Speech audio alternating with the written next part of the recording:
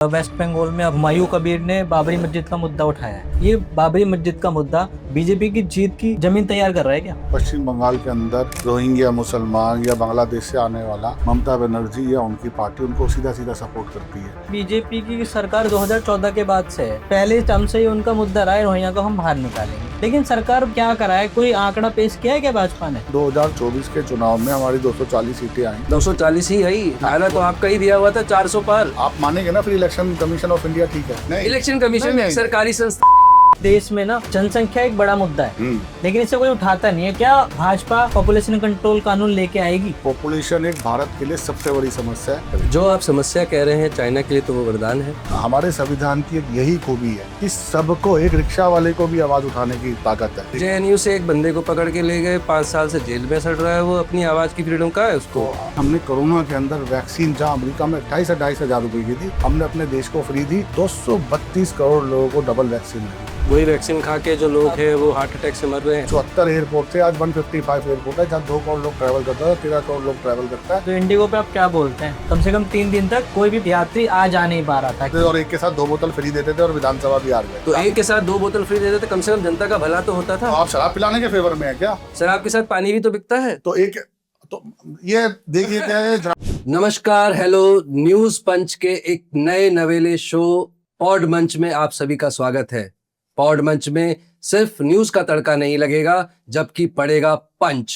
पंच जनता के मुद्दों का, पंच पार्टी के आला अधिकारियों पर, सरकार के अधिकारियों पर। बिहार में जीतने के बाद बिहार में बंगाल में किस तरीके से होगा खेला, इस सभी पे चर्चा करने के लिए हमारे साथ आज मौजूद है हमारे खास गेस्ट पवन जी। प्रणाम पवन जी, कैसे हैं आप? धन्यवाद। नए साल का आगमन होने वाला है और हम सभी उम्मीद कर रहे हैं कि नया साल भाजपा को और केंद्र सरकार को बंगाल, आसाम, तमिलनाडु, केरला, इन सभी राज्यों में अच्छी फतह दिलाएगा, अच्छी जीत दिलाएगा। हमारे साथ में बहुत ही अच्छे जानकार राजनीति विशेषज्ञ प्रशांत जी भी जुड़े हुए हैं। प्रशांत जी का नमस्कार, स्वागत है आपका पॉड मंच, जो है न्यूज पंच का एक नया पंच। पंजाब में अभी रिजल्ट आए हैं, बहुत बुरी तरीके से हारे। आम आदमी पार्टी का परफॉर्मेंस बहुत अच्छा रहा है। बहुत अच्छा रहा। सिरसा जी के आने से क्या ही फायदा हो गया? वो तो दिल्ली की राजनीति की बात है। मैं मजिंदर सिंह सिरसा, दिल्ली के वो जो मंत्री है, मैं उनकी बात कर रहा हूँ। रिप्रेजेंट तो सिख को करते हैं। रिप्रेजेंट सिख को करते हैं, और दिल्ली में भी तो सिख रहते हैं दूसरे नंबर पर। तो जो आपने अभी फॉर्मूला बताया है यूपी के लिए, वो फॉर्मूला तो पंजाब में भी यूज करना चाहिए था। इनको भेजना चाहिए था सिरसा जी को कहा पंजाब में प्रमोशन के लिए। पंजाब के चुनाव में दिल्ली के मिनिस्टर को कह रहे हो आप? तो ये इनका लैक ऑफ कमिटी है, इनका कम्युनिकेशन गैप है कि इन्होंने यहाँ वहाँ नहीं भेजा। वहीं तो पार्टी की प्लानिंग में या पार्टी के डेटा में हाँ कहीं ना कहीं गड़बड़ है। अगर आपके पास में 16 मिनिस्टर पीडीए से आते हैं और आप उनको पार्टी ही नहीं जान रही है, उनका जो दमखम है। फॉर एग्जाम्पल मैं आपको बताता हूँ, अभी आपसे मेरी इंट्रोडक्शन हुई है, थोड़ी देर पहले ही हम मिले हैं, और आपकी डिबेट्स वगैरह मैं जनरली देखते रहता हूँ और बहुत अच्छा आप बोलते हैं, बहुत पॉइंट टू पॉइंट डेटा के साथ में आप बोलते हैं। बड़े बड़े धुरंधरों के आपने छक्के छुड़ाए हुए हैं।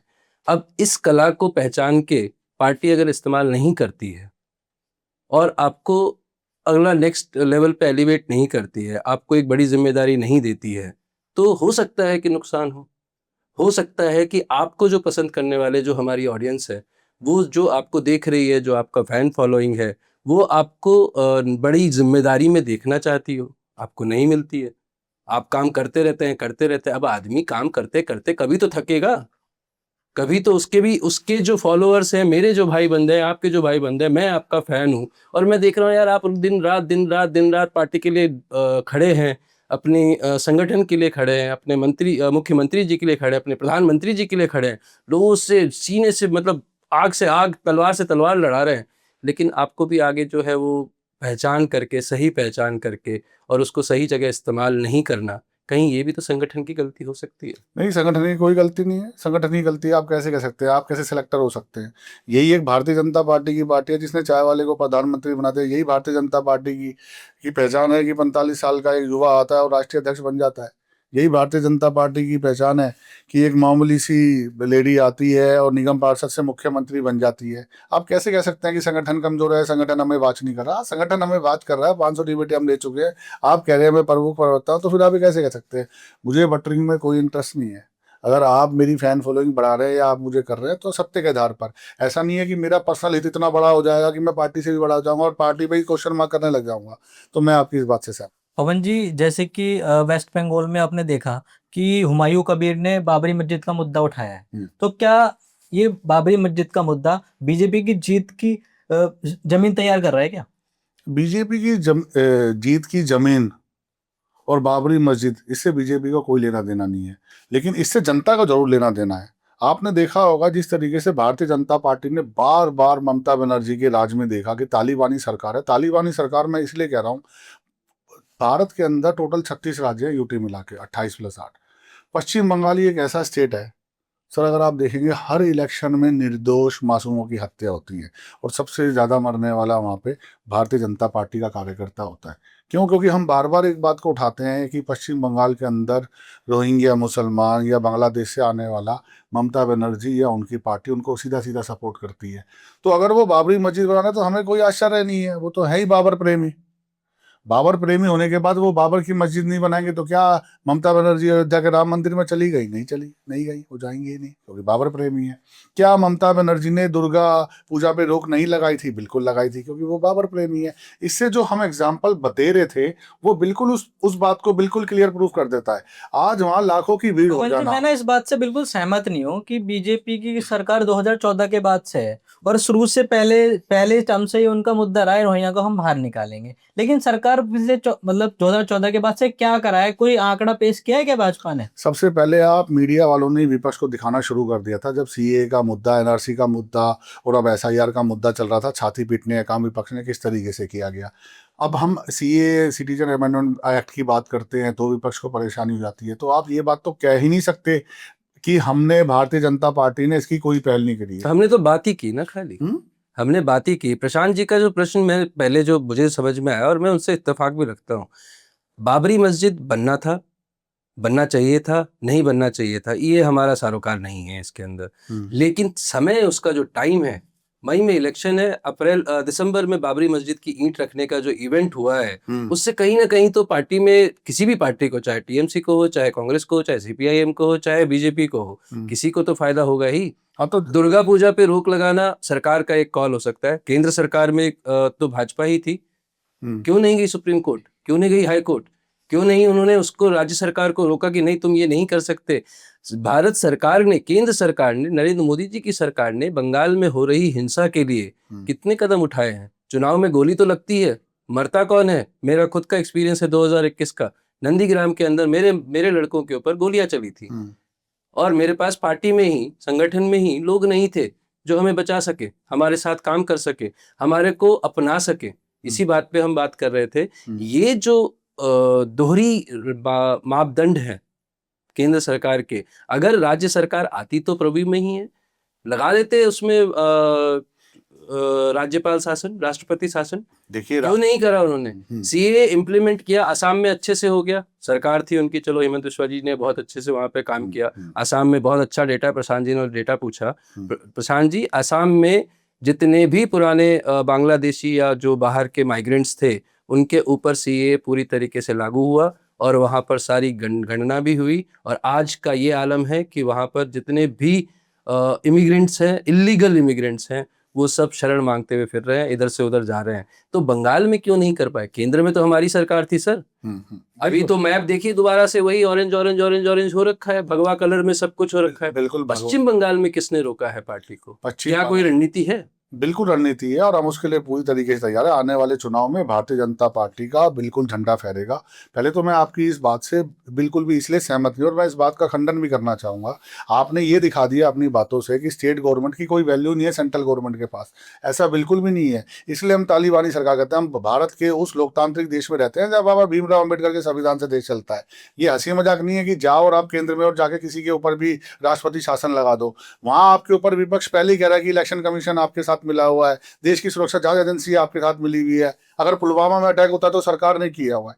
खाली आपकी बातों से कह देना राष्ट्रपति शासन लगा दो, केंद्र में आपकी सरकार है, फिर स्टेट गवर्नमेंट सेंट्रल गवर्नमेंट की वैल्यू क्यों रह गई? अभी आपने असम का एग्जांपल दिया, वहाँ पे चीजें क्यों बिल्कुल लोगों की जरूरत के हिसाब से अनुकूल हो रही है, क्योंकि केंद्र में प्लस डबल इंजन की सरकार स्टेट गवर्नमेंट की वजह से।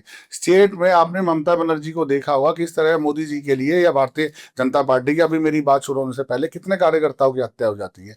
तो ये एक तरह से इस बात को कह देना, चूरन खिला देना, ये नहीं इम्पॉसिबल नहीं, है। आपने पुलवामा की बात की। पिछले मेरे ख्याल से एक साल के अंदर 2 बड़े बड़े आतंकी हमले हुए। वैसे आप कह रहे हो कि हमसे डर, हमारे पाकिस्तान हमसे डरा हुआ है, या फिर हमारे दूसरे देशों में डंके बज रहे हैं, ऐसा हो रहा है। पहले पहलगाम हुआ, फिर अभी दिल्ली में ब्लास्ट हुआ, तो इस पे कुछ कहेंगे आप? बिल्कुल कहूंगा ना इस पे मैं। बताइए। देखिए 1992, अब आप इसके अंदर जिस तरीके से आप पीछे गए, थोड़ा पीछे और जाना पड़ेगा, क्योंकि आंकड़ों को रख के ही मैं बता पाऊंगा। जी जी 1992 से लेके 2002 तक कश्मीर के अंदर, जम्मू कश्मीर के अंदर 72,000 आतंकवादी सर, घटनाएं थी। एक सेकंड, पुलवामा अटैक कश्मीर में हुआ था जब आप बोल रहे थे, मैंने आपको डिस्टर्ब नहीं जी किया। जी जी 2002 से लेके 2012 तक 42,000 उसमें आतंकवादी घटनाएं थी। 2012 से लेके 2022 तक वो आंकड़ा घट के 12,000 रह गया। आपने ये 2 बड़े तो देखे, लेकिन आपने ये नहीं देखा कि एयर स्ट्राइक कितनी बार की। भारत की सरकार ने आर्मी, मिलिट्री, नेवी के साथ मिलकर उनको फुल हैंड छोड़कर, उसके बाद एक ऑल आउट भी एक ऑपरेशन चला था, जिसके अंदर जम्मू कश्मीर की वादियों के अंदर आतंकवादियों को चुन चुन कर निकाल के मारा गया था। ये अभी तक की इतिहास की 1947 से लेकर 2025 तक की सबसे बड़ी कामयाबी सेंट्रल गवर्नमेंट की थी। आप उन आंकड़ों को भी नोटिस कीजिए। आपने 2 बड़े तो पढ़ लिए, लेकिन आपने टोटल आंकड़े काउंटिंग नहीं किए कि कितनी गिरावट उस आतंकवादी। आज एक सेकंड और सिर्फ एक सेकंड और, 1931 से लेके जब तक धारा 370 नहीं हटी थी, कभी भी कश्मीर में तिरंगा नहीं फहरता था, लाल झंडा फहरता था। धारा 370 और 35 हटने के बाद कश्मीर में आज उन पत्थरबाजों के हाथ में कम पेन है, आज उनके हाथ में पत्थर या हथियार नहीं है। तो आपको वो भी देखना पड़ेगा कश्मीर घाटी के अंदर कितनी बदली। भाग एक सेंसिटिव एरिया है वहाँ पे कश्मीर के अंदर। हम जब अमरनाथ की यात्रा करते हैं तो हमें सुरक्षा देनी पड़ती है पब्लिक को और दर्शनार्थियों को। हम उस पर काम कर रहे हैं। हालात बद से बदतर नहीं हुए, बच्चे बहुत बेहतर हुए हैं। उसके बाद खाली आप विपक्ष की भूमिका में उस बात को कहकर एक नैरेटिव सेट करते रहेंगे तो मैं आप उसकी उस बात से साथ। ये बात तो आपने बड़ी अच्छी कही प्रशांत जी, ये बड़ी अच्छी बात कही इन्होंने कि कश्मीर की घाटी में, वादियों में बच्चों के हाथ से पत्थर हट के कलम आ गया। 2024 में विधानसभा चुनाव हुए थे, क्यों नहीं बना पाई भाजपा सरकार? वादी में तो परफॉर्म ही नहीं कर पाई। नहीं देखिए सरकार, घाटी की बात करें, मैं आपको नंबर बताता हूँ। जम्मू और राजौरी सेगमेंट में फिर भी, जहां पर कश्मीरी पंडित, हिंदुओं और सिखों का एक अच्छा खासा पॉपुलेशन है, वहां पर पार्टी ने बहुत अच्छा परफॉर्म किया, लेकिन वादी में नहीं कर पाई। लेकिन पत्थर तो घाटी में ही उठाते थे। पत्थर तो कभी जम्मू और राजौरी का युवा नहीं उठाया, कभी किसी कश्मीरी पंडित को आपने पत्थर उठाते हुए नहीं देखा। इतने घर जल गए, इतने उनका परिवार इधर से उधर हो गया, लोग बेघर हो गए। आज तक कभी किसी पंडित ने, किसी भी जम्मू और राजौरी के बंदे ने उठा के तो पत्थर नहीं मारा। मारते तो घाटी के ही थे। अगर कलम आ गई थी तो उस कलम से उन्होंने अपना नया भविष्य लिखने के लिए भाजपा को क्यों नहीं चुना? मैं जवाब दे। तो ये कहीं ना कहीं तो कॉन्ट्राडिक्टरी है। मैं जवाब, ये क्या कहीं हम खाली क्लेम ही ले रहे हैं कि हमने पेन दे दिया, पेन दे दिया? नहीं नहीं, कश्मीर हमारा था, हमारा है, हमारा रहेगा। हम कांग्रेस की तरह नहीं है ये हमारा विभिन्न अंग है ना। कश्मीर हमारा है। हम कहते हैं कि हमारे को मुसलमान वोट नहीं देता, तो इसका मतलब हम कश्मीर के अंदर विकास नहीं करेंगे। 60,000 करोड़ रुपए का फंड लगा था कश्मीर के अंदर। हम ये क्यों सोच ले कि हमें वोट चाहिए? हम ये क्यों ना सोचे कि कश्मीर हमारा है, हम उसमें विकास करें? ऐसी बातें करते हैं आप। ये क्या बात हुई कि अगर हमारे को मुसलमान वोट नहीं देगा तो वो जगह हमारी नहीं रहेगी क्या? नहीं, आप सवाल को गलत एंगल से ले रहे हो। सवाल ये है कि आपने कहा, एक सेकंड, इसका फर्क क्या है? एक मिनट और, मैं आप ही की बात दोहरा रहा हूँ, आपने नहीं कर रहा। आपने कहा कि भाई, अभी जैसे मैंने बोला कि कश्मीर के अंदर अगर आपने इतना ही काम किया था और आपने पत्थर की जगह पेन पकड़ा दिया तो फिर आपको वोट नहीं मिलना। वोट क्यों नहीं मिला? वोट ना मिलना और कश्मीर में विकास होना, दोनों बातें बिल्कुल अलग अलग है। केंद्र की सरकार है, जम्मू से लेकर कश्मीर तक आते, कहीं ना कहीं तो डिस्कनेक्ट है ना पवन जी। देखिए वो डिस्कनेक्ट के बारे में ही तो मैं पूछ रहा हूँ। अगर कश्मीर में पुलवामा हुआ है 10 सालों के बाद में भी, और दिल्ली में ब्लास्ट हुआ है जहां पर भी कश्मीर का एक युवा स्कॉलर था जो यहीं फरीदाबाद में पढ़ता था, मैं नाम नहीं ले सकता अभी ऑब्वियसली, तो वो लोगों के हाथ में पत्थर से पेन क्यों नहीं गया? देखिए, क्या उनके लिए केंद्र सरकार ने कभी नहीं सोचा, या ऐसा तो नहीं सोच लिया भाई कश्मीर हमारा कभी हो ही नहीं सकता? पार्टी के हिसाब से पूछ रहा हूँ सर। सरकार ने अगर परफॉर्म किया है, केंद्र सरकार वहां पर 5 साल ऑलमोस्ट 2019 से लेके 370 हटने के बाद में सिन्हा जी राज्यपाल रहे हैं हमेशा, तो इन सब के रहते हुए, इतना विकास करते हुए, आपने जो बात कहा, कॉलेज, यूनिवर्सिटी, तिरंगा सब कुछ हो गया, फिर क्यों नहीं आया वो? मैं जवाब दूं। वोटिंग परसेंटेज आपने देखा ही है कितना कम रहा। बहुत आपका, देखिए सवाल आपका जायज है। आप ये कह रहे हैं कि आतंकवादी घटनाएं क्यों हुई? G20 का सम्मेलन हो, G27 का सम्मेलन हो, सार्क सम्मेलन हो, जब मोदी जी विदेश जाते हैं, आतंकवाद पे भारत के प्रधानमंत्री की स्पष्ट स्पीच रहती है, स्पष्ट बात रहती है कि आतंकवाद के खिलाफ भारत कल भी खड़ा था, आज भी खड़ा है और इनके खिलाफ लड़ता रहेगा। देखिए, आतंकवाद कोई भारत के लिए नहीं, पूरे वर्ल्ड के लिए एक बहुत बड़ी बीमारी है। आतंकवाद का बेशक कोई धर्म ना होता हो, लोग इस तरीके से बात करते हैं, लेकिन कसाब का क्या धर्म है मेरे को पता है, मुस्लिम है। मुझे पता है अखलाक ने क्या किया था, मुझे पता है कन्हैया लाल की किसने गर्दन काटी थी। तो जिनके नाम मुस्लिम है वो मुस्लिम है, ठीक है, कुछ ना कुछ अच्छे मुसलमान भी हो सकते हैं, अब्दुल कलाम की तरह भी हो सकते हैं, राष्ट्रपति भी हो सकते हैं, लेकिन यही हमारा देश है जो ओवैसी की तरह बात करता है कि 15 मिनट के लिए पुलिस हटा दो। मेंबर ऑफ पार्लियामेंट का भाई है अकबरुद्दीन ओवैसी, और आज वो विधानसभा का स्पीकर बना हुआ है। तो ये देखना चाहिए उनको कैसी घटना कर रहे हैं। तो भारत एक लोकतांत्रिक देश है, आतंकवाद के खिलाफ हम खड़े हुए हैं और उसके ऊपर हम खूब काम कर रहे हैं, पैरवी कर रहे हैं। ये पहली बार सरकार ऐसी आई है 2014 के बाद कि जो जो मिलता है चुन चुन के निकाला जाता है और उसका बदला लिया जाता है। अब वो चीज नहीं है कि परमाणु पाकिस्तान के पास है तो हमारे पास का दिवाली पे फोड़ने के लिए ना। पुलवामा अटैक, म्यांमार अटैक और उसके बाद सर्च ऑपरेशन, ये जारी है और जारी रहेंगे। तो जिस भाषा में समझेगा उस भाषा में समझाया जाएगा। ये ना भाजपा में बड़ी कमी है कि मतलब कांग्रेस की बुराई गिना के अपनी कमियों को छुपाना। जैसे प्रियंका गांधी ने कहा कि भाई हमने जो करा है, लेकिन आपने क्या किया है उसके ऊपर बताइए ना। आप क्या सुनना चाह रहे हैं? मेरा कहने का मतलब है कि जैसे आपने बोला कि पहले ज्यादा अटैक होते थे, अब भी अटैक हो रहे हैं ना। एयर ऑपरेशन सिंदूर के बाद ये अटैक हुआ 9+, उसके लिए क्या किया? मुझे तो कोई बड़ी ना इन्वेस्टिगेशन जांच हो रही है इतनी बड़ी, ना ऐसा कुछ। बस क्या नाम है, वो सारे के सारे डॉक्टर हैं। और हरियाणा में कब से तीसरा टर्म है मेरे ख्याल से हरियाणा सरकार का। तो तीसरा टर्म पे होने के बाद भी नाक के नीचे ये सब चलता रहा। उस यूनिवर्सिटी के अंदर इतने सारे डॉक्टर हैं, ये साजिश करते रहे। इस पे ऐड और करता हूं मैं आपको कि पहले जितने भी आतंकी हमले होते थे, कभी पूछ के, धर्म पूछ के, जनेऊ देख के किसी को गोली नहीं मारी गई थी। गोली मारी जाती थी, वो प्योर आतंकी घटना होती थी। अभी भी जो दिल्ली में ब्लास्ट हुआ वो मंदिर के पास में ब्लास्ट हुआ। हो सकता है जैसा एजेंसीज कह रही हैं कि वो मंदिर में ब्लास्ट करने गए थे, तो मंदिर में मुस्लिम तो नहीं जाता है, क्रिश्चियन तो नहीं जाता है, हिंदू ही जाता है। ये पहली बार हो रहा है। तो इसीलिए जब हम बात करते हैं कि हम हिंदू अगर एक साथ होके, इकट्ठा होके एक पार्टी को वोट कर रहे हैं, एक सुर में उनका साथ दे रहे हैं, और फिर भी हम सुरक्षित नहीं महसूस कर सकते, हमको देख के, पूछ के, नाम पूछ के गोली मारी जाएगी, तो फिर कैसे हम मान ले कि आप जो कर रहे हैं वो सही है और वो जो कर रहे थे वो मेरा ऐड ऑन इस पे ये होगा कि इंटरनेशनली बेइज्जती हुई है, इंटरनेशनली बेइज्जती हुई। हिंदू की।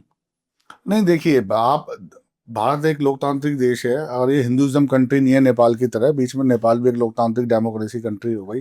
आप 25 करोड़ मुस्लिम यहाँ रहते हैं और आप सीधा कह दोगे कि नहीं नहीं सारा मुसलमान ही आतंकवादी है, तो मैं इस बात से सहमत नहीं नहीं सर, ये प्रश्न तो ये है कि हिंदू को पहले धर्म पूछ के कभी नहीं मारा, तो फिर मैं भी उसी का जवाब ये दे रहा हूं। पहली बार मारा गया है। हाँ, तो देखिए, इसके तार पाकिस्तान से जुड़े हुए थे। मैं भी वही बता रहा हूँ। 1948 में पहला युद्ध हुआ था पाकिस्तान से, बहुत कम लोगों को पता है। फिर 62 में चाइना से हुआ, 65 में पाकिस्तान से हुआ, 71 में फिर पाकिस्तान से हुआ, 99 में फिर कारगिल में पाकिस्तान से हुआ। मैं ये बातें इसलिए कह रहा हूँ कि इसके तार पाकिस्तान से जुड़े। 1999 के बाद से कांग्रेस सरकार ने ये कहना शुरू कर दिया था उन पे परमाणु। मोदी जी ने कोई चिंता नहीं की। 2 बार एयर स्ट्राइक हुई, एक पुलवामा अटैक के बाद भी ऑपरेशन सिंदूर किया हुआ है, तीसरा टर्म्स था। भारत की सरकार अब इस बात को बिल्कुल भी नहीं सोचती है कि उनके पास क्या है। भारत की सरकार ये सोचती है इनके तार कहाँ से मिल रहे हैं और इनके कैंपों में। और एक बात और, जब पिछली बार एयर स्ट्राइक हुई थी पुलवामा के अटैक के बाद, वो पीओके में हुई थी, ये आतंकवादी संगठनों में हुई। इस बार पहली बार ऐसा हुआ है कि ऑपरेशन सिंदूर के बदले में हमने पाकिस्तान के ऊपर, पाकिस्तान की आर्मी तक पे अटैक किया था, ना कि आतंकवादी कैंप पे किया था। ये भारत की सरकार की बात है।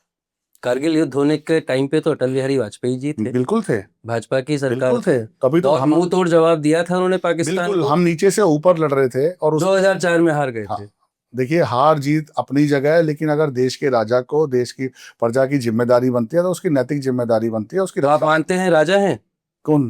देखिए, एमएलए, काउंसलर, राजा है कि जनसेवक है? कौन? मोदी जी।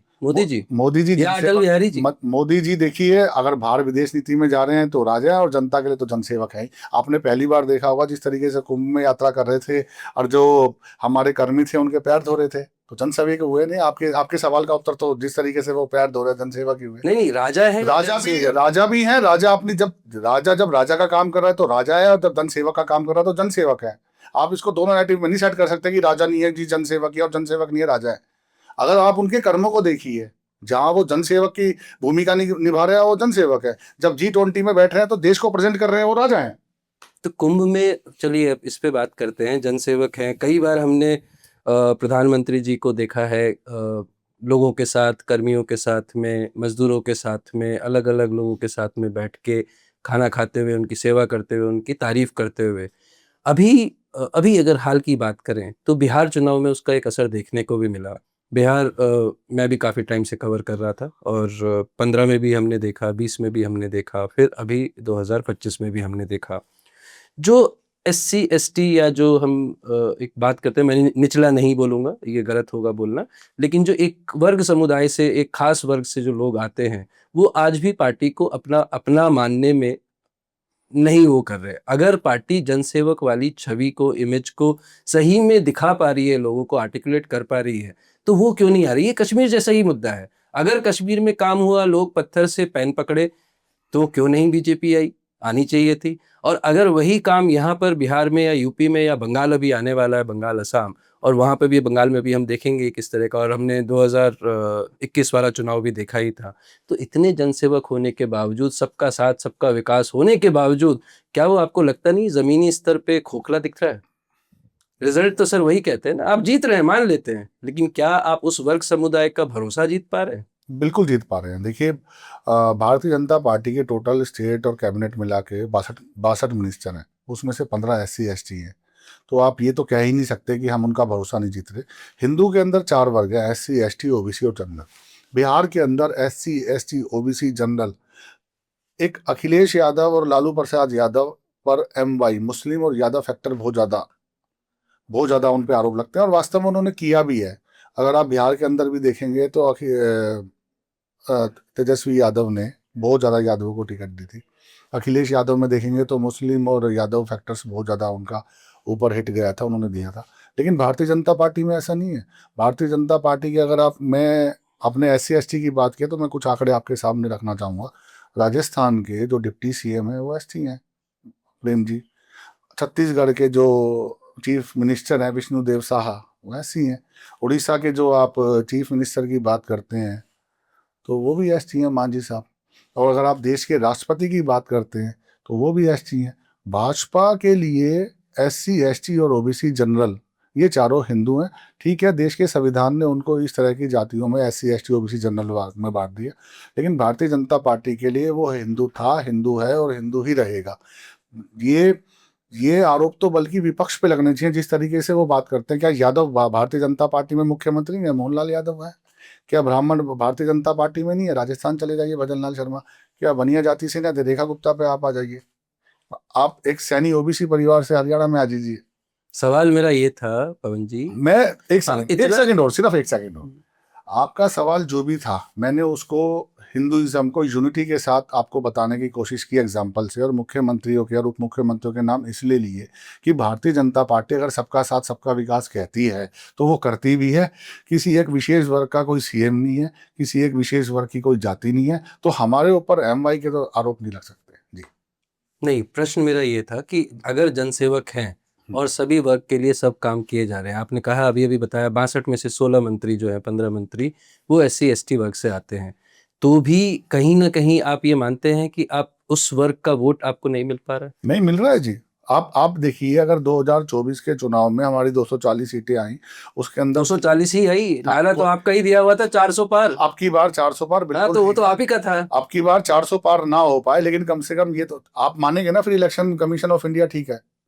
इलेक्शन कमीशन पे तो बाद में आएंगे, पहले इस बात का जवाब दीजिए। अगर वो आपकी पहले नहीं आपकी सारी बातें, नहीं इलेक्शन कमीशन एक सरकारी संस्था है, उस पर हम बात नहीं कर रहे, अभी हम राजनीति पे चर्चा कर रहे हैं। लेकिन आप विपक्ष के मुद्दे तो उठा ही रहे हैं ना। मैं ये नहीं कह रहा कि आप अपनी व्यक्तिगत राय दीजिए, मैं कह रहा हूँ विपक्ष ने मुद्दा उठाया, मैं तो ये बात बोल ही सकता हूँ ना आपके सामने, जब हम चैनल पे बैठे हैं, ये बात तो कर ही सकते हैं कि अगर आपकी बार 400 पार आपने बोला, मैंने बोला, और आपने कहा नहीं आई ना, 240 पे सिमट गए, तो मैं ये कह सकता हूँ ना, मैं यह पूछ सकता हूँ, आपकी राय तो ले ही सकता हूँ ना इलेक्शन कमीशन ऑफ इंडिया पे, तो आपको कोई शक नहीं है। मैं तो आपकी व्यक्तिगत राय कह रहा हूँ। मैं कब कह रहा हूँ किसी पार्टी की तरफ से आप डेडलाइन दे दीजिए। आप बात को गोल मटोल घुमा रहे हैं। मेरा प्रश्न ये है कि अगर जनसेवक हैं 2014 से 2019, 2019 से 2024, ग्राफ ऐसे था, फिर 19 में यहाँ गया और फिर 24 में यहाँ आ गया। मैं जवाब दे रहा हूँ। 240 सीटों पे पार्टी सिमट गई, जिसका नारा अब की बार 400 पार था। जिस तरह की हवा बह रही थी, सबका साथ सबका विकास, जो नारा 2019 में दिया था, चौकीदार चोर है नहीं चौकीदार चोर नहीं है। ये जो नारे थे 2019 में काम किए, अब की बार 400 पार की पूरी उम्मीद थी। सब मंत्री, आपने 15 मंत्री थे आपके, आप यूपी में अच्छा कर रहे थे, यूपी का पूरा योगी जी बहुत अच्छा काम कर रहे थे। 2017 के बाद में 2022 में भी जीते, 24 में भी बड़ी अच्छी परफॉर्मेंस आनी चाहिए थी। बिहार में आपकी सरकार थी, चलिए आधे टाइम के लिए थी, ये भी मान लेते हैं। बाकी 16 राज्यों में आपकी सरकार थी, फिर भी आपके 240 सीट आए। तो जब हम वर्ग की बात कर रहे हैं, जो आपने 4 वर्ग में बांटा है, तो ऐसा कहा जाता है, ऐसा मानना है सभी का, और हमने एक्सपीरियंस भी किया है कि ये पार्टी सिर्फ जनरल और ओबीसी की पार्टी रह गई है बनके। अब मंत्री किसको बनाया, अध्यक्ष किसको बनाया, उस पर नहीं जा रहा हूं मैं जनता की बात कर रहा हूं। जनता में जनरल ओबीसी बोलती है कि हाँ मेरी पार्टी कौन है, मेरी पार्टी वो है भगवा, राइट। एससी एसटी जो है, और एससी एसटी बोलता है कि नहीं मैं चुनूंगा, मेरे लिए रीजनल पार्टी है, मैं अखिलेश भैया के जाऊंगा, या बहन जी के पास जाऊंगा, या लालू के पास जाऊंगा, लालू के बेटे को दूंगा, या टीएमसी के पास जाऊंगा। वो वाला 10 साल हो गए, 10 साल के बाद में जो रिजल्ट आया, वो थोड़ा सा इस बात को कॉन्ट्राडिक्ट कर रहा है कि हाँ वर्ग सभी साथ में आ रहे हैं। मंत्री आप किसी को भी बना लीजिए, लेकिन वोट तो आप नहीं ले पा रहे ना सर। देखिए, ओवरऑल तो भारतीय जनता पार्टी ने ना 2024 के साथ बहुत गहरा मंथन किया कि यूपी के अंदर हमारे को निराशा मिली। हालांकि हम दिल्ली में हमने क्लीन स्वीप किया, उत्तराखंड में हमने क्लीन स्वीप किया, गुजरात में हमने क्लीन स्वीप किया, हमने हिमाचल में क्लीन स्वीप किया, हमने हरियाणा में थोड़ी निराशा मिली, राजस्थान में थोड़ी निराशा मिली, लेकिन हमने छत्तीसगढ़ में बहुत अच्छा किया। हम हिमाचल में तो हार गए थे आप। नहीं, लोकसभा की सीटें, विधानसभा तो विधानसभा मैं ये लोकसभा की बात है, मैं लोकसभा के आंकड़े दे रहा हूं। तो हमने बहुत अच्छा प्रदर्शन किया, लेकिन ओवरऑल हमें नुकसान हुआ, क्योंकि हम जो अब की बार 400 पार का नारा लगा रहे थे वो 293 पे सिमट गया था। 240 भाजपा की थी और एनडीए की 293 सीटें थी।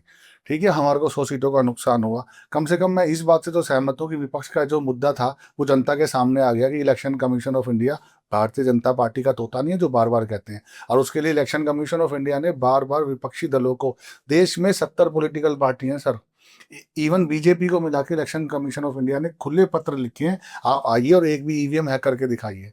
लेकिन कोई पार्टी आज तक नहीं कही। इवन सुप्रीम कोर्ट ने भी फटकार लगाई है कि इलेक्शन कमीशन ऑफ इंडिया जो कह रहा है ईवीएम से छेड़छाड़ नहीं हो सकती, वो नहीं हो सकती। ठीक है, हम हारे, लेकिन उसके बाद अगर आपने देखा होगा तो मुझे लगता है झा साहब की मेमोरी थोड़ी सी वीक है। 2024 के बाद के आंकड़े शायद 2024 तक ही अटक कर रह गए हैं। आप अब 25 चल रहा है, मैं आपको कुछ स्टेट के नाम बता रहा हूँ। अगर 2024 से हमने जो बेहतर किया, उस कमी को हमने कैसे पिरोने का काम किया, डोर टू डोर कैसे कैंपेनिंग की, कैसे नीतियों को पब्लिक जनता के बीच में लेके गए, उससे हमने वो स्टेट जीते जो हम कभी सत्ता में थे ही नहीं। 27 साल बाद हमने दिल्ली जीती, फिर हम उड़ीसा के अंदर हमने कमबैक किया, हमारी सरकार नहीं थी। छत्तीसगढ़ में हमने कमबैक किया, हमारी सरकार नहीं थी। ये वो राज्य हैं। हरियाणा को जहाँ कह रहे थे कि एक मीडिया चैनल्स भी दिखा रहे थे कि यहाँ पे कांग्रेस की गवर्नमेंट आएगी, वो हमने कमबैक किया। राजस्थान में हमने कमबैक किया। 2024 के बाद ऐसे कई स्टेट थे जो हमने बैक टू बैक जीते। तो ये उस चीज़ को दर्शाता है कि जो 2024 की कमियां थी वो हमने स्टेट चुनावों में आके कवर करी, कवर भी ना करके इवन अपने अपने सीएम बनाए।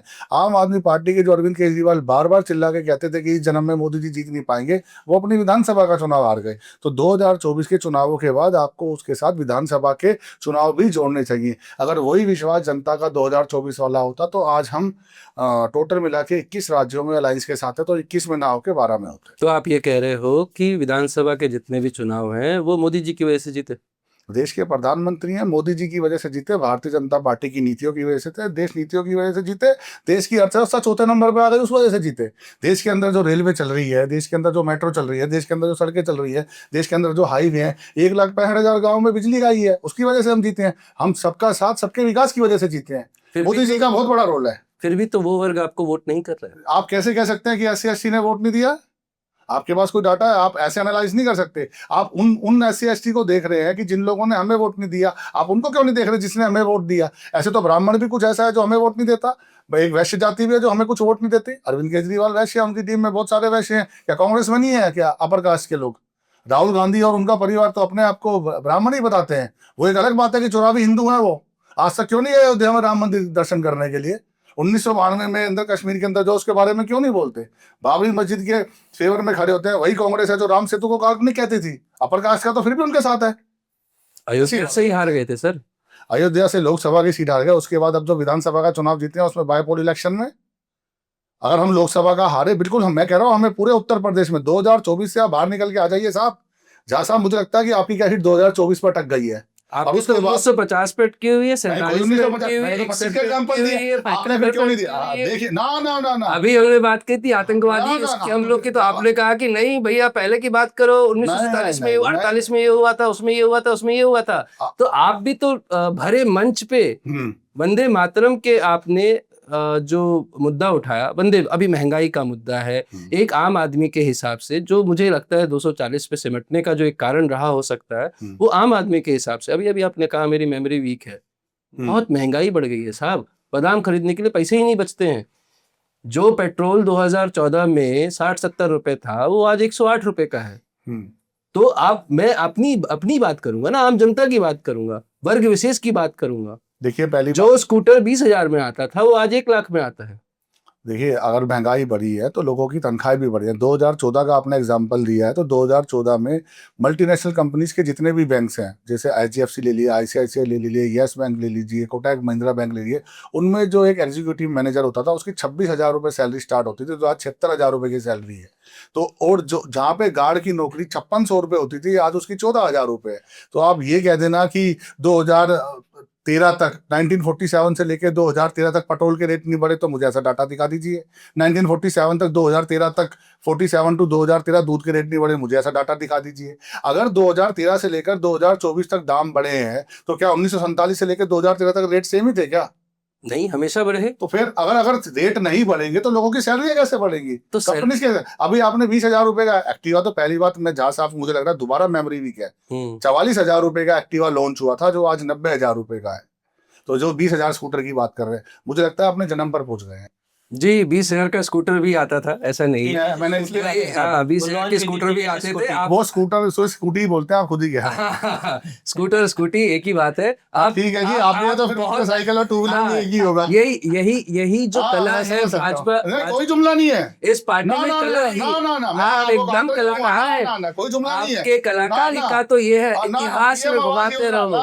पीएम आवास योजना पहले भी चलती थी, इंदिरा आवास योजना के नाम ना, बहुत अच्छी बात है, बहुत उसमें भी पैसे मिलते थे। बहुत बढ़िया। अब देखो खुद ही पास्ट पे आ गए, मैं जनता से अपील करूंगा, ये खुद ही पास्ट पे आ गए तो मुझे आंकड़े देने पड़ेंगे। 1947, हाँ थैंक यू वेरी मच। 1947 से लेके 2013 तक पीएम आवास योजना, जिनकी ये बात कर रहे हैं, 3 करोड़ घर कितने सालों में, आप कैलकुलेशन कर लीजिएगा। 2013 से लेके 2024 तक 4 करोड़ घर, 11 साल में 1 करोड़ के वृद्धि होना, और इतने सालों तक, 70 सालों तक केवल 3 करोड़। आप ही बता दीजिए ज्यादा किसमें? 12 किलोमीटर रोज सड़क बनना, आज 35 किलोमीटर सड़क डेली बन रही है। आप बता दीजिए कितने हैं? 1,65,000 गांव के अंदर बिजली, आप ही बता दीजिए। विकास तो होता था लेकिन कछुए की चाल से होता था, और हमारे देश को जरूरत आज की सरकार जैसी थी। जो विकास मोदी सरकार ने 11 साल में करके दिखाया है, यही सरकार अगर कांग्रेस की होती तो जो 70 साल में काम हुआ है ना, अभी 70 साल और लगते जो हम आज पहुंच गए हैं। ऐसी देश की अर्थव्यवस्था चौथे नंबर पे नहीं, 11वें नंबर पे आए थे। जब 11वें नंबर पे आए थे तो कांग्रेस वाले भारतीय जनता पार्टी का मजाक उड़ाते थे कि देखेंगे अर्थव्यवस्था कैसे काम करोगे। अब चौथे नंबर पे है साहब जी। पवन जी, मैं आपसे जानना चाहूंगा कि देश में ना जनसंख्या एक बड़ा मुद्दा है, लेकिन इसे कोई उठाता नहीं है। कुछ लोग हैं जो इसकी मुहिम चलाते हैं। क्या भाजपा पॉपुलेशन कंट्रोल कानून लेके आएगी?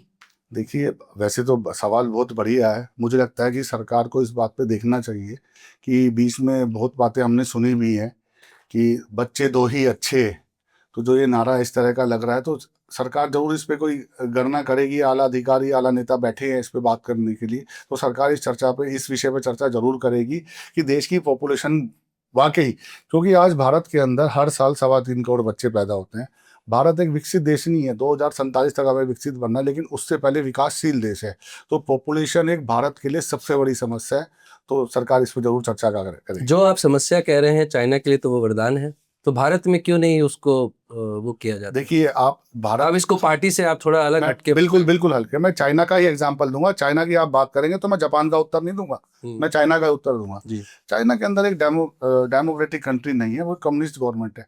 वहाँ कोई चुनाव नहीं होते, कोई बगावत करता है तो अगर चाइना पूरे वर्ल्ड 196 कंट्री के अंदर चाइना ऐसा है जिसके अंदर 30,000 लोगों ने आंदोलन किया था तो उनको मौत के घाट उतार दिया गया था। जिस तरीके से वो लोग काम करते हैं, जिस तरीके से उनकी शैली है, बिल्कुल प्रोफेशनल है। भारत एक आध्यात्मिक देश है, यहाँ पे भावनाओं के साथ खेला नहीं जाता। एक लोग, हमारे संविधान की एक यही खूबी है कि सबको, एक रिक्शा वाले को भी आवाज उठाने की ताकत है। एक अंबानी अडानी का भी वोट एक है, और एक जो सड़क पे बेचारा मोची जूते पॉलिश कर रहा है उसका वोट भी एक है। क्या बात कर रहे हो? जेएनयू से एक बंदे को पकड़ के ले गए, 5 साल से जेल में सड़ रहा है, वो अपनी आवाज की फ्रीडम कहाँ है उसको? तो आप रिक्शे वाले की बात करो, वो तो डॉक्टर स्कॉलर था, पढ़ा लिखा व्यक्ति था, देखिए तो फिर है अभी भी। हाँ हाँ, आप उसका नाम बताइए, फिर मैं उस पर फिर आपको उत्तर नहीं, फिर वो हिंदू मुस्लिम आ जाएगा ना साहब, उसको नहीं करना ठीक है आपको। ठीक है, आप विशेष धर्म बोल सकते हैं फिर, हाँ। अगर आपको डर लग रहा है तो। मुझे कोई डर नहीं लग रहा।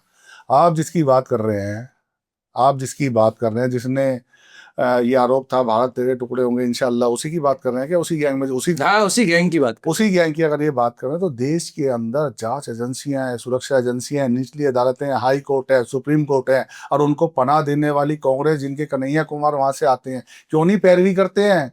अभी चिल्ला चिल्ला के बोलते हैं ना, सुप्रीम कोर्ट में गए थे राफेल को लेकर राहुल गांधी जी और कांग्रेस पार्टी, 22 वकील खड़े करे थे ना। राम सेतु सोनिया गांधी की सरकार में, जब मनमोहन सिंह जी की सरकार थी, उसे काल्पनिक बोल दिया, क्यों नहीं जाके उसकी पैरवी? अरे उसकी सजा तो कन्हैया को मिल गई। किसकी सजा? 3 बार लड़ा, तीनों बार हार गया। तो वो जनता ने सजा दी है। दिया ना, वो जनता ने सजा दी है। सरकार क्यों कम्युनिस्ट बन के इस आदमी को रोक रही है? क्यों उसको गिरफ्तार करके 5 साल तक रखा हुआ है? ना आप देखिए, यहाँ पे कत्लेआम करके लोग घूम रहे हैं, और लेकिन यहाँ पे जो व्यक्ति है वो आप भारत तेरे टुकड़े होने वाले गैंग की जितनी मर्जी पैरवी कर लीजिए, आपके पेट में इतना ही दर्द है तो मेरी आपको एक सलाह है, हाई कोर्ट जाइए, सुप्रीम कोर्ट जाइए, और अभिषेक सिंह मनु सबसे महंगे वकील है, सिर्फ 12 लाख रुपए तो लेते हैं गिन के, उनको हायर कर लीजिए। कांग्रेस पार्टी के जेएनयू तो उनके दोस्त हैं ही, वो क्यों नहीं पैरवी करते हैं? डर लग रहा है क्या?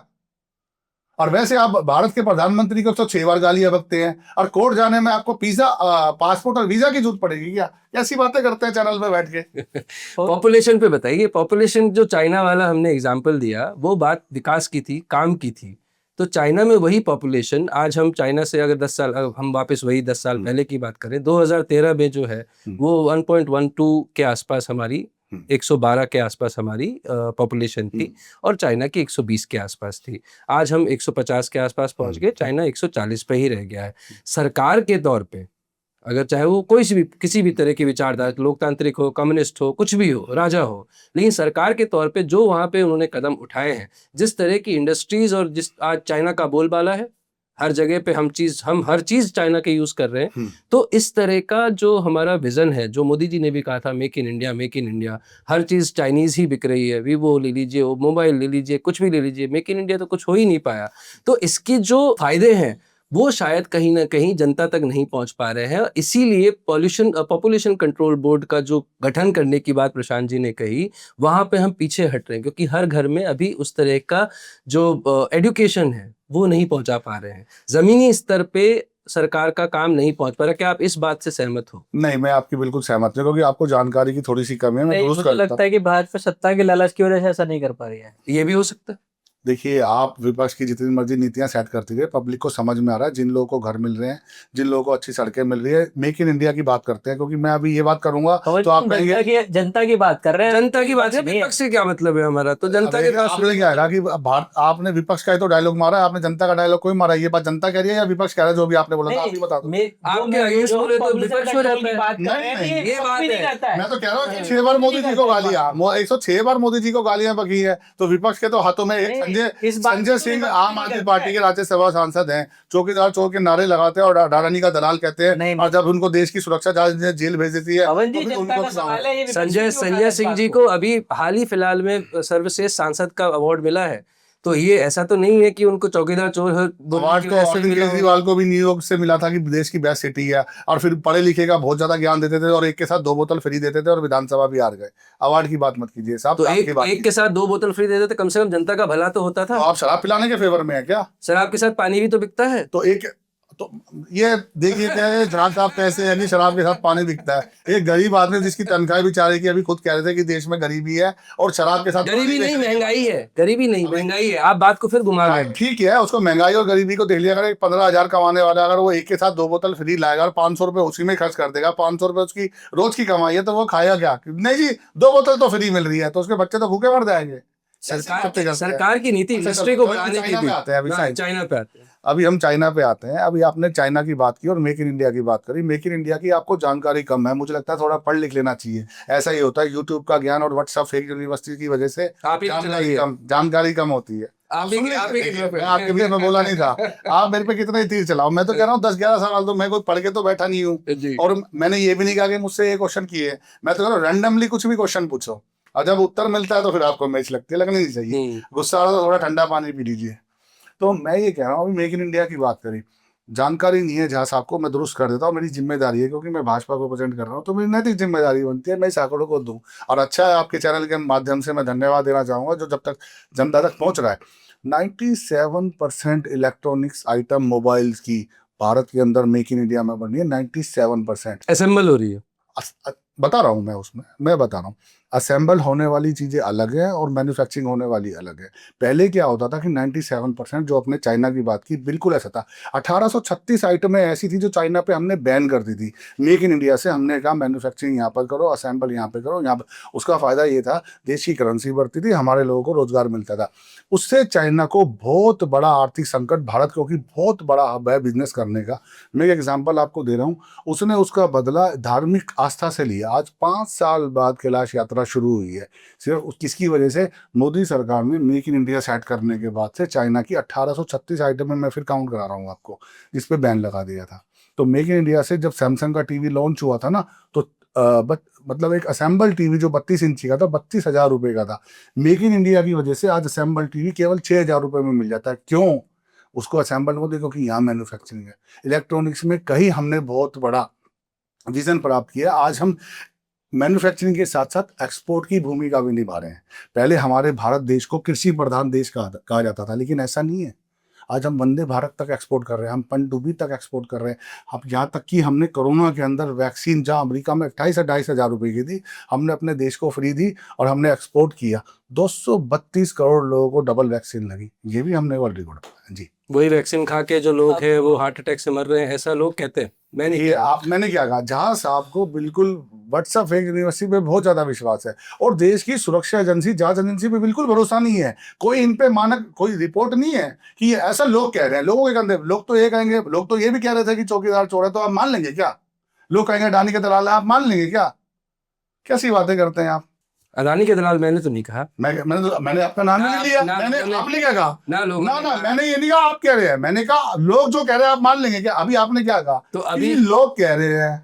अभी प्रश्न ये है कि वैक्सीन लगा के जो लोग, जैसा लोग कह रहे हैं, सरकार का काम होता है जो भी भ्रांतियां फैल रही होती हैं, जो भी मिथ चल रहे होते हैं, उसको आके खंडन करे और लोगों को समझाए कि नहीं, ऐसा नहीं हो रहा और ऐसा हो रहा है। ये योजनाएं हैं जो वर्ग विशेष के लिए आई हुई हैं, ये योजनाएं हैं जो आपके पास में महिलाओं को जो सिलेंडर मिल रहा है या जो पैसे मिल रहे हैं, जो भी राशि मिल रही है, जो पीएम आवास योजना में है, जो सड़कें बन रही है।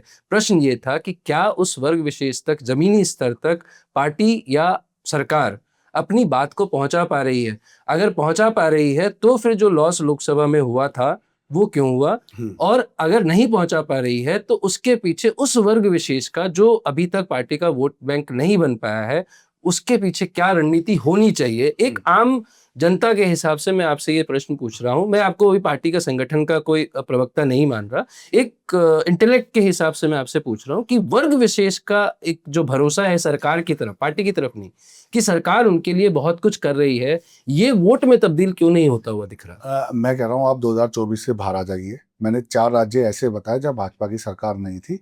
बिना SC ST के हम लोग नहीं जीत पाएंगे। भारत के अंदर भारतीय जनता पार्टी हिंदू की राजनीति करती है। बेशक मुसलमान हमें वोट दे ना दे, लेकिन हम उनके लिए विकास जरूर करेंगे। आज बिहार के अंदर ठीक है, हमारे आलोक कुमार जी ने कहा कि हमें मुसलमान वोट नहीं देता, लेकिन हम विकास तो बिहार का करेंगे ना जी। दिल्ली में हमें मुसलमानों ने वोट, उस एरिया से हम 22 सीटें हारे, मुसलमानों ने हमें वोट नहीं दिया, लेकिन विकास तो दिल्ली का पूरी का होगा। ये तो देखा नहीं जाएगा कि हम कांग्रेस और आम आदमी पार्टी की तरह घटिया पॉलिटिक्स नहीं करते। सबका साथ सबका विकास होगा। हमें वोट मिले ना मिले, ये हमारी नैतिक जिम्मेदारी बनती है कि हमें अगर जनता ने इस पोजीशन पे बिठाया तो जनता ने अपनी सेवा करने के लिए बिठाया, कांग्रेस की तरह इसी कमरों से बाहर ना आने के लिए नहीं बिठाया। आज देश के रक्षा मंत्री हो, गृह मंत्री हो, देश के प्रधानमंत्री हो, प्रोटोकॉल तोड़ तोड़ के जनता के बीच में जाते हैं। पहली बार आपने 2014 के बाद देखा होगा, झुग्गियों में अमित शाह जैसे रक्षा मंत्री पर्चे बांट रहे होते हैं। ये ये हमने विश्वास जीता है। और सड़कें हमने बना के दिखाई, स्कूल बनाए, कॉलेज बनाए, अस्पताल बनाए, मेट्रो बनाए, एयरपोर्ट बनाए। हवाई यात्रा का मैं आपको एक आंकड़ा दे दूं, 74 एयरपोर्ट थे, आज 155 एयरपोर्ट है, जहाँ 2 करोड़ लोग ट्रैवल करता था, 13 करोड़ लोग ट्रैवल करता है। उस ट्रैवल करने की वजह से अगर कोई आदमी अपने घर से निकलेगा तो वो कैब भी करेगा, कुछ खाएगा भी, फिर दोबारा कैब करेगा। सड़क बहुत सारे रोजगार के सर अवसर बढ़े। जब बात एयरपोर्ट की हुई तो इंडिगो का मुद्दा कहीं दूर नहीं रहना चाहिए, तो इंडिगो पे आप क्या बोलते हैं? अब इंडिगो में आपातकाल जैसी स्थिति हो गई थी, कम से कम 3 दिन तक कोई भी यात्री आ जा नहीं पा रहा था, किसी के शादी छूटी, किसी की इंपॉर्टेंट मीटिंग छूटी, किसी को इलाज कराने जाना था, ये इतनी बड़ी बड़ी दिक्कतें, लेकिन सरकार इंडिगो के प्रेशर में आ गया। नहीं, सरकार इंडिगो के प्रेशर में नहीं। सोशल मीडिया पे एक इंडिगो के बड़े अधिकारी को आपने हाथ जोड़ते हुए देखा भी होगा, आप उसकी बात नहीं करेंगे। सरकार तुरंत एक्शन में आई थी, इंडिगो के चीफ को बुला लिया गया था। 3 दिन के बाद तो राम मोहन नायडू का जवाब आया था, 3 दिन बाद। मैं उस पे क्या कहेंगे आप? बिल्कुल ठीक है आपकी बात, 3 दिन बाद जवाब आया था, लेकिन सरकार आपको आप ये कह देना कि 3 महीने तक सोती रही थी, ऐसा कुछ नहीं है। शुक्र है आपने 3 ही दिन कहा, 3 महीने नहीं करा। जी। तो सरकार ने उस पर तुरंत एक्शन लिया था और इंडिगो पर कार्रवाई भी चल रही थी, और उस आपातकालीन स्थिति से सरकार ने निपटने के लिए तुरंत एक्शन भी लिया था। मोदी जी भी उसको संज्ञान में ले रहे थे। अब उसके बिहाफ पे आप सरकार के अंदर कमियां निकालते रहे और फिर कहो कि सरकार ने कुछ नहीं किया, वो एक अलग बात है। नहीं, हमने तो ऐसा नहीं कहा कि कुछ नहीं किया, लेकिन मैं तो एग्जाम्पल दे रहा हूँ। जो सरकार, जो आम यात्री परेशान हुआ है उसके लिए क्या हर्जाना, या फिर क्या आगे ऐसी व्यवस्था बनाई जाए कि हाँ। ऐसी दिक्कतें फिर से ना आए? ये बात आपकी बिल्कुल ठीक है। सरकार ने कमेटी बनाई है, सरकार में उसका कहना ये है कि अगर इस तरह की आपातकालीन कोई स्थिति आती है, सरकार चाहे अपनी तरफ से फंड दे, चाहे उन पे कोई एक रोकथाम लगाए, या एक इस तरह से फिक्स एयर फेयर को सेट किया जाए जिससे कि पब्लिक। नहीं, वो तो कैपिंग हो चुकी है कि 18,000 से ज्यादा की कोई फ्लाइट नहीं होगी, लेकिन मुझे आप ये बताइए। नहीं, उस पे तो उड्डयन मंत्री ने हाँ, भाई संसद में कहा है कि नहीं हो सकती। हाँ वी कांट डू इट। जी। उसके बाद मैं ये जानना चाहूंगा, जैसे कि क्या नाम है, ये जो सारा मुद्दा हुआ ना, मोनोपोली की वजह से हुआ। Duopoly, sorry. तो मोनोपोली जब हुई उससे पहले 4-5 एयरलाइंस मिलके चलाते थे पूरे भारत के एयरलाइन सिस्टम को, लेकिन ये डुओपोली होने की वजह से क्या इस सिस्टम को चेंज नहीं करना पड़ेगा? इसी बात पे जनता गई, जो अदानी अंबानी अभी जो सब चीजें सब जगह पे दो हो गया है। टेलीकॉम में बात एक आम जनता के हिसाब से व्हाट्सएप का ही मान लीजिए, जियो है, एयरटेल है, और कुछ नहीं है। एक टाइम था जब 14 ऑपरेटर होते थे, हर स्टेट में 2-2 3-3 ऑपरेटर होते। इसीलिए तो ऐसा हुआ। अगर बिजनेस दो क्यों लोग भाग नहीं रहे? होते इस सिस्टम में, इस 2 ही प्लेयर नहीं होते तो ऐसा होता ही नहीं। पेट्रोलियम कहीं और से अदानी जाता अंबानी, यात्री। Energy Adani Ambani, government contracts Adani. जितने भी आप सड़कें जो बन रही हैं, अच्छी जो बन रही हैं, बहुत बढ़िया सड़कें बन रही हैं, ये सब जो है वो डुओपोली, 2 ही कंपनियां हैं जो काम कर रही हैं। मोबाइल, वीवो, ओप्पो, ये जो डुओपोली सिस्टम है, इसके लिए सरकार को कुछ ना कुछ करना चाहिए था, नंबर 1। नंबर 2, जब तक दूसरे लोग आगे नहीं बढ़ेंगे, दूसरे ब्रांड आगे नहीं बढ़ेंगे, डुओपोली खत्म नहीं होगी, तब तक इंडस्ट्री और विकास की जो बात कर रहे हैं वो कहाँ से होगा? पॉपुलेशन बढ़ी है तो एयर ट्रैवलर भी बढ़े हैं। राइट। एयरपोर्ट की बात करें, कुशीनगर के एयरपोर्ट से एक भी फ्लाइट नहीं उड़ती है अभी। एयरपोर्ट बनाना नहीं है सर, एयरपोर्ट चलाना भी होता है। तभी तो मैंने आपको 2 करोड़ से 13 करोड़ के आंकड़े दिए, तो आपने शायद सुना नहीं।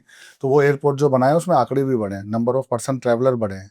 जी, मैं एक बात, अभी आपने बहुत अच्छी बात कही कि 14 मोबाइल नेटवर्क कंपनियां होती थी, हच, वोडाफोन, आइडिया, बीएसएनएल को तो अब सरकार ने फंड देकर उसको दोबारा जिंदा किया और सरकार उस पर काम कर रही है। बीएसएनएल ने बहुत अच्छा परफॉर्मेंस किया है। दूसरी बात, मैं एक एग्जांपल देके आपको ये बात क्लियर करना चाहूँगा। जब एयरटेल और वोडाफोन की आप नेटवर्क की बात कर रहे हैं, तो जब वो पोस्ट पेड के प्लान देती थी तो 3200 रुपये का महीने का बिल आता। मेरा खुद का था, 3200 रुपये का बिल आता था एक महीने में। 1998 नहीं, 1998 की बात नहीं कर रहा साहब मैं। 2012 में तो मेरी शादी है, मेरा 2200-2300 रुपये का बिल आता था तब। 2012 में मेरी शादी हुई है।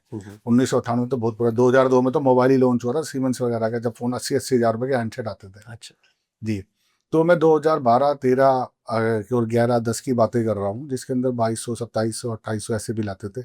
आज अगर आप नॉर्मल प्लान भी ले लेंगे 696 रुपये का, 666 रुपये का जियो का है, जो 84 दिन चलता है। ये आज है, जब जियो ने लॉन्च शुरू किया था तो शुरू में तो फ्री ही दे रहा था। 12-15 साल पहले के नेटवर्क से भी आज भी 4 गुना 10 गुना सस्ता है। बात वो नहीं है, बात ये है कि दूसरी कंपनियों से बात ये है कि सरकार ने ऐसी कंपनियों को प्रमोट किया जिसमें जनता का बेनिफिट हो रहा है। 3200 रुपए तो मेरा पूरा साल का बिल नहीं आता, और कहाँ मेरा एक महीने का बिल आता, तो आप कह रहे बात ये नहीं है। तो आप ये अगर आप बेनिफिट की बात करते हैं, अगर बेनिफिट की बात करते हैं तो नहीं आप गलत हो। अगर आप बेनिफिट की बात ना करें तो आप ही सही हो। यार ये कैसी बात? इसमें बिजनेस को क्या बेनिफिट हुआ? जनता को बेनिफिट हुआ। बिजनेस को तो इंडिगो को सरकार ने प्रमोट किया था। अब मैं मोबाइल नेटवर्क की बात कर रहा हूँ, सरकार ने इंडिगो को प्रमोट नहीं किया, लेकिन सरकार ने इंडिगो पे तो वो कड़े करने फैसले लगे किए। हैं। अगर आपने एक एग्जांपल दिया तो उस एग्जांपल का उत्तर भी आपको लेना पड़ेगा। आपने इंडिगो के एग्जांपल के साथ मोबाइल नेटवर्क्स को जोड़ा 14 कंपनी को, और आपने डीओ पॉलिसी को बता दिया। तो उस डीओ पॉलिसी से आप पब्लिक का बेनिफिट देख लीजिए। हाँ, सरकार की क्या क्या नीति बनती है। अभी आपने कहा ना 20,000 का स्कूटर लाख का हो गया, लेकिन मैं कह रहा हूँ 3200 का बिल 300 रुपए का हो गया। तो इसको भी तो आप फेवर क्रेडिट दीजिए ना। अगर डीओ पॉलिसी से पब्लिक का बेनिफिट होता तो ये बहुत अच्छा डिसीजन है। बात अगर आप पब्लिक की करो, जनता की पूरी बात करो ना, आधी दूरी कोई करो। बिजनेस तो खत्म होते ही जा रहे हैं। बिजनेस तो खत्म होते जा रहे हैं। बिजनेस अगर खत्म हो जाते हैं तो अर्थव्यवस्था चौथे नंबर पर। आज फ्राइडे सैटरडे संडे रेस्टोरेंट के अंदर भीड़ है। अब देश का motor two wheeler business man manufacturing two wheeler company है 80 करोड़ को फ्री में खाना भी देना पड़ रहा है। एक सेकंड में बता रहा हूँ ना, या तो आप फिर कह दीजिए कि भाई मैं तो क्वेश्चन करूंगा, आंसर नहीं लेने। आप जब क्वेश्चन करते हैं मैं बीच में नहीं बोलता, जैसे ही मैं आंसर दे देता हूँ बीच में रहता है। आप सोच लीजिए पहले बोलना क्या है। नहीं, तो आप मेरी- नैरेटिव सेट करिए, कोई बात नहीं, आप तो मेरा नैरेटिव लगता है। मैं कह रहा हूँ कि मेरे आंकड़े, अगर कोई मेरे आंकड़े गलत हो, मैं कोई बात गलत कर रहा हूँ, आप मुझे उसको चैलेंज कीजिए, लेकिन मेरी बात पूरी होने के बाद। या तो आप डरिए मत। अगर आप पूरा फेस बिल्कुल स्ट्रेट फॉरवर्ड खेले तो मेरे उत्तर का इंतजार कीजिए। आप उत्तर शुरू होने से पहले आंसर दे देते हैं। तो मैं एक बात ये कह रहा हूँ, अभी आपने कहा कि काम नहीं है तो टू व्हीलर कंपनी है अपने 2025 में पिछले 10 सालों के हाइप पे क्यों है? फोर व्हीलर कंपनी है अपने 10 सालों के हाइप पे क्यों है? मल्टीनेशनल कंपनियों का 55 कंट्रियों से एमओयू साइन हुए, यहाँ के इंफ्रास्ट्रक्चर इतना स्ट्रांग हो रहा है, ये अपने हाइप पे क्यों है? जानकारी आधी अधूरी बड़ी नुकसानदायक है। जानकारी पूरी होनी चाहिए। तो आप डाटा लेके बैठिए। मैं तो कह रहा हूँ मेरे इन तीनों बातों को आप काउंटर कर दीजिए। आप जो कहेंगे मैं, आप जो कह रहे हैं मैं उसी बात को मान लूंगा। आप टू व्हीलर को ले लीजिए, फोर व्हीलर इंफ्रास्ट्रक्चर को ले लीजिए, मैन्युफैक्चरिंग कंपनी को ले लीजिए। 10 साल के हाइप पर है पिछले। अब हम इस अपने कार्यक्रम के अंतिम पड़ाव में हैं।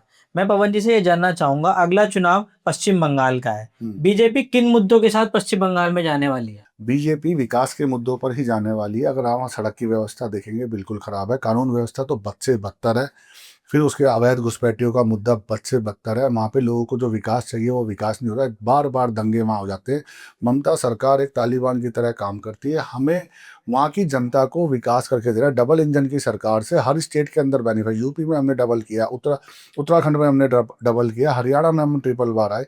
हम क्यों आ रहे हैं? क्योंकि जब डबल इंजन की सरकार होती है विकास भी डबल होता है। और ममता बनर्जी की सरकार जिस तरीके से उनके परिवार के चिट फंड घोटाले में आज तक घूम रहे हैं, तो वहाँ भ्रष्टाचार की दिन पश्चिम बंगाल पड़ा हुआ है।